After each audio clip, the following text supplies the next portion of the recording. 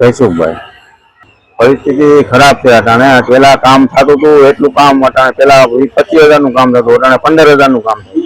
તો કઈ રીતે આંકવાનું, કઈ રીતે ભણાવવાના છોકરાનું ભાડું મકાન બધું કઈ રીતે આંકવું એમ. પરિસ્થિતિ બહુ ખરાબ છે. 20 વર્ષથી પરિસ્થિતિ બહુ ખરાબ જ ચાલે છે એમ. સીવીડી આવ્યા પછી કામમાં બહુ ઓલું છે એમ. અટાણે પેલા 25,000 નું રિયલ હતું તો એ કામ થતું હતું, અટાણે 15,000 માં કામ થાય છે. 15,000 માં કઈ રીતે પૂરું કરવું, કઈ રીતે ભાડા ભરવા, છોકરાના ખર્ચા કઈ રીતે ભણાવવું, કઈ રીતે બધું કઈ રીતે આંકવું એમ.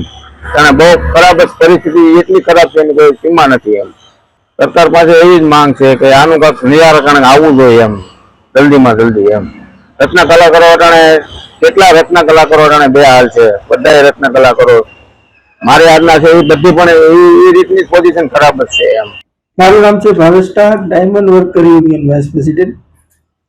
હાલની અંદર વિશ્વની અંદર જે યુદ્ધોની પરિસ્થિતિ છે એ પરિસ્થિતિના કારણે જે ઇમ્પોર્ટ એક્સપોર્ટની અંદર જે 30% કન્સાઇનમેન્ટમાં જે વધારો કરવામાં આવ્યો છે એના કારણે હીરા ઉદ્યોગમાં બહુ મોટી અસર થવાની સંભાવના છે. ઓલરેડી 3 વર્ષથી હીરા ઉદ્યોગ મંદીથી ત્રસ્ત થઈ રહ્યો છે. મંદીના કારણે અસંખ્ય રત્ન કલાકારો બેરોજગાર બન્યા છે, આત્મહત્યાના બનાવો પણ વધ્યા છે.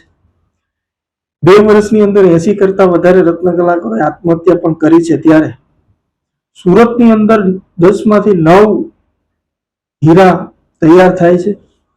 ત્યારે સમગ્ર ગુજરાતની આપણે વાત કરીએ તો સમગ્ર ગુજરાતમાં આ ઉદ્યોગની સાથે 25 લાખ રત્ન કલાકારો પોતાની રોજગારી મેળવી રહ્યા છે. છેલ્લા 3 વર્ષના મંદીના કારણે અસંખ્ય રત્ન કલાકારો એવા છે કે હીરા ઉદ્યોગને તિલાંજલિ આપી છે, બીજા ઉદ્યોગમાં જતા રહ્યા છે, કોઈએ પોતાના ફૂડના બિઝનેસ ચાલુ કર્યા છે. અહીંયાથી હું સરકારને એટલી વિનંતી કરવા માંગુ છું કે છેલ્લા 3 વર્ષથી આ હીરા ઉદ્યોગમાં ભયંકર મંદીના માહોલના કારણે રત્ન કલાકારને હવે સોશિયલ સિક્યુરિટીની ખૂબ જ જરૂર છે.